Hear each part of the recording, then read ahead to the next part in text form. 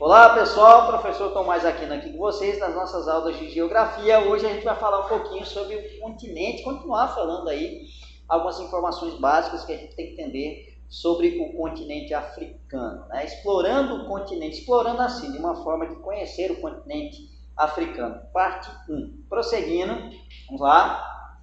E aí a gente tem a localização do continente africano, né? Nessa nossa representação do mapa mundi aqui.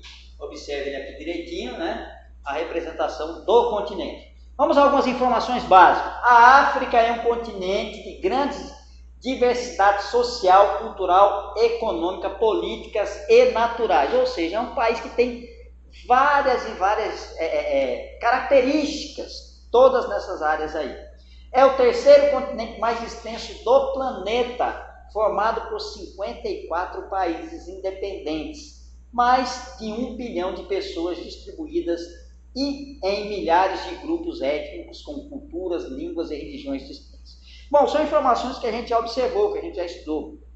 Quando a gente fala de etnia, são grupos que têm as suas características próprias, né? Na língua, na cultura, no modo de vestir, falar e viver e assim por diante, né? Beleza, pessoal? Prosseguindo, que o assunto aqui é bastante longo. Próximo slide. E a gente tem Joanesburgo, a maior cidade da África do Sul. A África do Sul, justamente aqui, ó. Nós temos aqui a África do Sul, beleza? Algumas informações aqui. A África do Sul, um dos países mais ricos do continente africano, ao lado da Nigéria. Inclusive, ela faz parte do BRICS, que é aqueles que não é um bloco econômico, mas é os países que mais crescem ou cresciam nas últimas décadas aí. Considerada uma das potências emergentes do século XXI, o BRICS, né? Faz parte dos BRICS.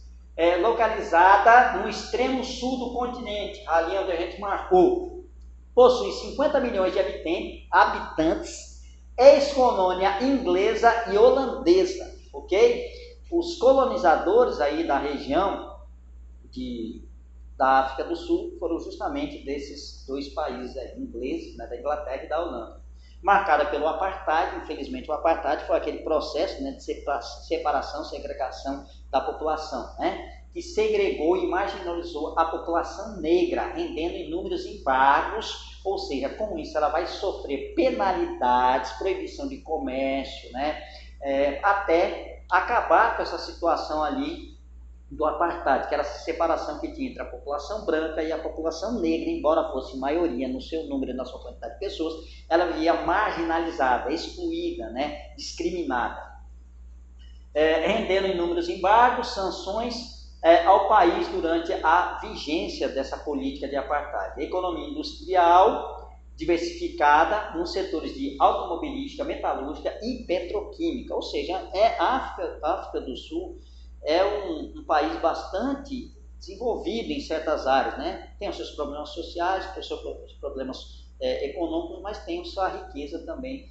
na sua área industrial. É um país emergente. Atividades turísticas, produção de cereais, uvas viníferas, né? Uvas viníferas, e pelas extensas reservas de ouro, diamante, ferro, cobre, urânio e outros minerais são aí os recursos, as atividades bastante comuns ali na região da África. Joanesburgo é um principal centro urbano, industrial, financeiro e comercial do país, uma das principais cidades do continente africano, não só da África do Sul, mas também do continente africano. Tem cerca de 4 milhões de habitantes em sua área metropolitana. Isso a gente está falando de Joanesburgo, essa importante cidade, que é essa aqui que a gente observa aqui. Prosseguindo, pessoal, vamos continuar aí em outro importante país aí do continente africano. Olha só, Quênia, país da África Oriental, 50 milhões de habitantes e cortado pela linha do Equador. Então a gente observa aqui direitinho, aqui o Quênia, justamente aqui, nós temos aí esse importante país. Internacionalmente reconhecido pelas paisagens naturais, as suas savanas, atraindo inúmeros turistas para essa região. Segundo a ONU, Organização das Nações Unidas, metade da população encontra-se em situação de vulnerabilidade, ou seja, está vulnerável, sujeito a vários tipos de situações que possam botar em risco essa população, né? Como guerras, conflitos, fome, doenças e tudo mais. escassez de água, a mortalidade infantil, doenças relacionadas ao vírus HIV, são fatores que agravam os problemas ali da população do Quênia. Então, toda essa vulnerabilidade deixa exposta a população a essas situações aí, esses tipos de problemas aí. Abriga um dos maiores campos de refugiados do mundo, na cidade de Dadaab, somalis que fogem da seca e das crises políticas. Somália é justamente um país que a gente vai observar daqui um pouquinho. A Somália é um país fronteiriço, faz fronteira com ela, né, que a gente pode observar ali, e muitos refugiados da Somália, eles vão diretamente para a região do Quênia, né, aumentando ali os problemas sociais que existem nessa região. Além do turismo, a agricultura é a principal atividade econômica, a produção de milho, café e frutas, né? Então a base econômica dele é justamente a agricultura, a principal mão de obra que vai sugar, que vai aproveitar a mão de obra aí dessa população. Parte da produção é realizada por pequenos produtores e com técnicas bastante rudimentares, aquelas técnicas mais arcaicas. Você observa aqui, né? Ainda é uma técnica, são mulheres, existe uma grande quantidade aí de mulheres trabalhando nesse setor, no setor agrícola, com essas técnicas ainda rudimentares, bastante rústicas aí na produção agrícola, né? Produções que fazem uso de técnicas mais modernas e melhor preparo do solo estão voltadas para exportação e pouco beneficiam a população local e contribuem para a segurança alimentar dos países. Então, o que acontece? As áreas onde tem maior desenvolvimento tecnológico, na produção agrícola, não atende à necessidade da população, é destinada justamente para o mercado externo, ou seja, se produz, mas se vende para fora aí nessa região. Então a população realmente fica necessitando desses produtos aí para poder atender as suas necessidades básicas, a necessidade alimentar. Indústria de alimentos, de derivados de petróleo, papel e cimento também são importantes para a economia do país. Tem a sua parte industrial? Tem, mas ainda em relação ao que se precisa produzir ainda é muito pouco. Beleza, pessoal? Prosseguindo, vamos ver o próximo país que a gente observa, a Etiópia. Justamente aqui, próximo é vizinho, né? Vizinho do Quênia. A Somália fica logo aqui, próximo.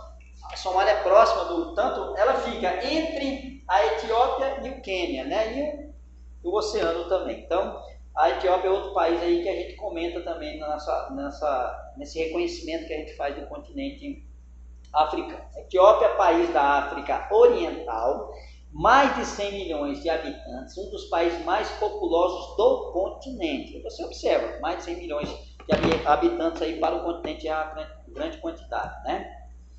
Localizada na região do chifre da África, que é justamente essa partezinha aqui que a gente observa, que representa tipo como se fosse um chifre de rinoceronte, né? Um dos animais símbolos ali do continente africano.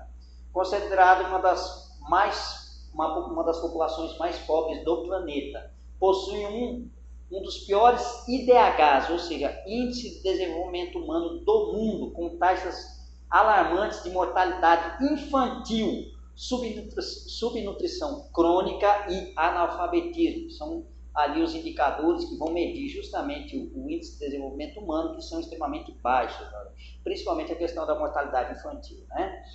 A maioria da população vive em áreas rurais e sobrevive da agricultura e de ajuda humanitária, ou seja, muita da ajuda de outros países, doações e tudo mais, contribuem para poder fazer com que a população ela venha sobreviver, venha ter mais uma sobrevida aí na região, beleza?